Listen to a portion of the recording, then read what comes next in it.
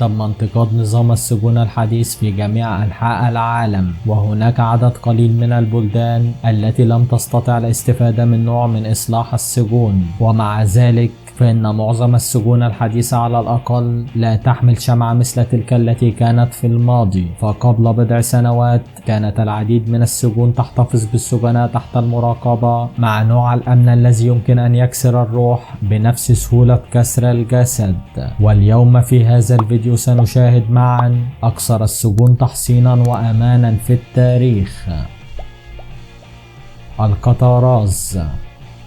قليلا من السجون أصبحت معروفة في التاريخ الأمريكي أكثر من ذا روك نفسه. الكتاراز أصبح هذا السجن سيء السمعة أسطوريا إلى حد كبير، حيث أصبح معلما سياحيا، كما أنه كان موقعا مميزا لفيلم مايكل باي في عام 1996. ما جعل الكتاراز مشهورا للغاية هو مزيج من موقعه ونزلائه. يقع السجن على جزيرة، وكان ينظر إليه على أنه لا مفر منه. كانت المياه المحيطة به باردة مع التيارات الوحشية، ولن يكون عبورهم ممكنا إلا إذا تمكن النزيل من الوصول إلى الماء، مما يعني تجاوز الإجراءات الأمنية المشددة، وهذا صعب للغاية. وفي أكثر من 12 محاولة لم ينجح أحد في ذلك، ولكن كان قد اختفى 5 سجناء، وكان من المفترض أنهم غرقوا، ولكن لا أحد يعرف على وجه اليقين لأنهم لم يروهم مرة أخرى.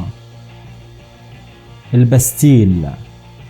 تم بناء القلعة الفرنسية المعروفة باسم الباستيل لتكون بمثابة حصن ضد القوات الإنجليزية التي قد تهاجم خلال حرب 100 عام. وفي عهد الملك لويس الثالث عشر تم تحويلها إلى سجن لإيواء أعدائه. والأكثر شهرة كان هذا منزل السجين المعروف باسم الرجل ذو القناع الحديدي، وهو سجين لا تزال هويته غير معروفة حتى يومنا هذا. وعلى عكس السجون الأخرى التي كانت سيئة السمعة لظروفها القاسية، كان سجن الباستيل سجنا غريبا يستوعب الطبقة العليا من المجتمع الفرنسي الذين تم اعتبارهم مجرمين. في الواقع سمح للنزلاء بتأسيس زنازينهم، وكان لديهم حتى مأكولات فاخرة، وكانوا يأكلون أفضل من الناس العاديين في ذلك الوقت. وكان بإمكان نزلاء سجن الباستيل إحضار ملابسهم وكتبهم من المنزل، بل إن بعضهم كان لديه خدم يعتنون به. لقد كانت بعيدة كل البعد عن تجربة السجن التي عاشها معظمهم. وبمرور الوقت فتح السجن أبوابه لأكثر من مجرد الطبقة الأرستقراطية، وأولئك الذين لم يكونوا كذلك ولم يتلقوا نفس المعاملة من فئة ال4 نجوم. كانت الغرف الخاصة بهم قذرة وموبوءة بالفئران. وفي عام 1789 حدث اقتحام الباستيل عندما هاجم الثوار السجن كرمز لانتهاكات سلطة التاج. وكان هناك 7 أشخاص فقط مسجونين في الباستيل في ذلك الوقت، لكن المبنى كان رمزا للسلطة الملكية الفرنسية، وقد أصبح هذا حدثا كبيرا في الثورة الفرنسية. جزيرة الشيطان. يقع سجن جزيرة الشيطان في غيانا الفرنسية، وكان المكان الذي ذهب إليه الناس ليموتوا. خلال 100 عام تم إرسال أكثر من 70,000 سجين إلى الجزيرة، لكن لم يبقى منهم سوى 5,000 فقط. ف40% من الذين وصلوا لم يروا حتى عامهم الثاني. فقد كانت الظروف قاسية ووحشية مثل أي مكان في العالم. كان السجناء مكبلين طوال الوقت، وفي الليل كانوا مقيدون بالسلاسل في قضبان في زنازينهم الصغيرة، وكان معظمهم يعانون من سوء التغذية. كما كانت الجزيرة تعج بالبعوض ومجموعة من الأمراض الاستوائية التي تسببت في تدمير نزلاء السجون. وكان السجناء يقتلون بعضهم البعض أو يموتون أثناء محاولات الهروب أيضا، والتي يترك الحراس معظمهم يحاولون الهروب حتى لا يضطروا إلى إزعاج أنفسهم. فقد كان الهروب مستحيلا، والقتل بين السجناء لم يكن شيئا يهتمون به. وقد تم إلقاء الموتى في البحر لتأكلهم أسماك القرش. برج لندن.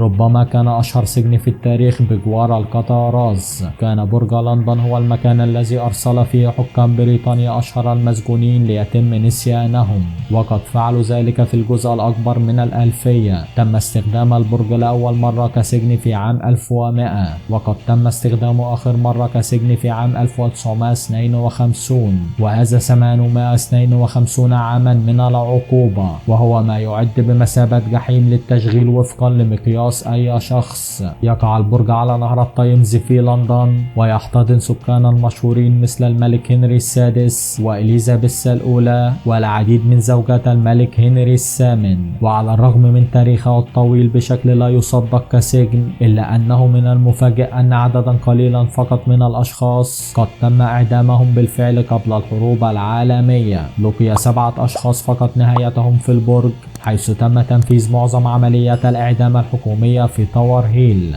وبالطبع كانت هناك أيضا فترة من الوقت تعرض فيها السجناء في البرج للتعذيب على الرف. وبمجرد بدء الحروب تم استخدام البرج ببعض النشاط المتجدد. تم تنفيذ عشرات الإعدام رميا بالرصاص ضد جواسيس من ألمانيا. وفي السنوات اللاحقة وبعد أن تعرض البرج لأضرار، أصبح مفتوحا للجمهور. سجن هوالو يعرف أيضا باسم هانوي هيلتون، وهو السجن الفيتنامي حيث تم احتجاز أسرى الحرب الأمريكيين خلال حرب فيتنام. تم بناء السجن بالفعل من قبل المستعمرين الفرنسيين في أواخر القرن التاسع عشر. التعذيب والتجويع والقتل كانت كلها أساليب عقابية مستخدمة ضد أسرى الحرب في السجن. وعلى الرغم من أن الحكومة الفيتنامية نفت هذه المزاعم منذ فترة طويلة، تحدث سكان سابقون في السجن عن تعرضهم للضرب والتقييد بالحبال والافتقار التام للصرف الصحي والحبس الانفرادي الشامل. سجن بيتستي كان سجن بيتستي في رومانيا بكل المقاييس أسوأ من أي فيلم رعب يمكن أن تتخيله. كان مستوى التعذيب والانتهاكات التي حدثت تحت سقف هذا المبنى تقشعر لها الأبدان. من عام 1949 إلى عام 1951 أرسلت الحكومة تهديدات سياسية لأولئك الذين عارضوا النظام الشيوعي، وكان العديد من أعداء الدولة هؤلاء مجرد طلاب يحتجون على سوء معاملة الحكومة. كانت تجربة سجن بيتستي طريقة لإعادة التثقيف عن طريق التعذيب. أجبر السجناء على تعذيب بعضهم البعض، وكان الهدف هو جعل الناس يتخلون عن معتقداتهم الدينية أو السياسية. وتعرض السجناء للضرب والإهانة والإذلال، وأولئك الذين لم يعترفوا تعرضوا للتعذيب أكثر. وشملت أساليب الإذلال المعمودية بالبول والبراز كطريقة السخرية من الانتماءات الدينية، وكانوا يغرقون فيه تقريبا ويجبرون على استهلاكه أيضا، ويتعرضون للضرب والحرق. وعانى الكثير منهم من جروح خطيرة وأمراض مثل الجذام. وعلى الرغم من أن فترة السجن لم تدم طويلا، إلا أن الانتهاكات كانت أسوأ من الانتهاكات التي تم توثيقها على الإطلاق. سجن أورغا عندما تريد رسم صورة لسجن قاس هذه الأيام، فأنت تصف النظام الصارم والأماكن المغلقة. قبل 100 عام إذا ذهبت إلى أورغا فستوضع في صندوق الموت. كان النزلاء محصورين بشكل أساسي في توابيت من أجل إقامتهم، والصناديق التي يبلغ طولها 4 أقدام لم تكن طويلة بما يكفي حتى يتمكن الشخص من التمدد فيها، وعلى ارتفاع 1.5 قدم لا يستطيع السجين الجلوس فيها أيضا. وكان هناك ثقب طوله 6 بساط حيث يتم إسقاط الطعام لهم منه، وقد كان أيضا المصدر الوحيد للضوء. ولم يكن هناك حمام، لكنهم كانوا ينظفون الصندوق كل بضعة أسابيع من الفضلات البشرية. بلاك دولفين ربما ليس من المستغرب أن يكون أحد أكثر السجون وحشية في تاريخ البشرية، وهو يعمل حاليا كمنزل لأسوأ المجرمين في روسيا. وقد خدم السجن كمرفق للأشغال الشاقة منذ منتصف القرن الثامن عشر، واليوم هو المكان الذي ترسل فيه روسيا الإرهابيين والقتلة المتسلسلين وآكلي لحوم البشر وأبشع المجرمين في البلاد. إنها أكثر المرافق أمانا لديهم، ووفقا لمسؤول واحد على الأقل فإن الطريقة الوحيدة للهروب هي الموت.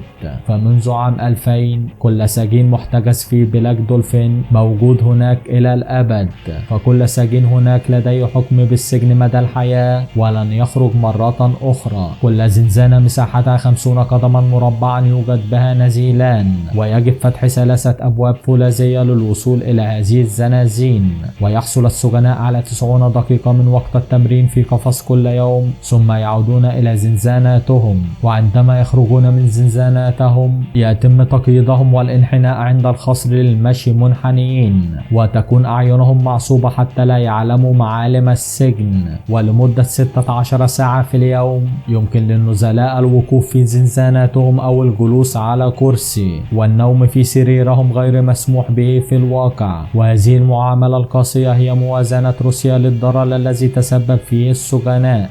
وقد بلغ إجمالي عدد القتلى تحت سقف السجن 3500، وهذا بمعدل 5 جرائم قتل لكل نزيل. وتعمل الكاميرات على مدى 24 ساعة في اليوم، ويقوم الحراس بجولات كل 15 دقيقة. والوجبات عبارة عن حساء وخبز يتم إعطاؤهما داخل الزنازين. ووفقا للحكومة الروسية لن يشتكي أحد من السجناء من سوء المعاملة في السجن.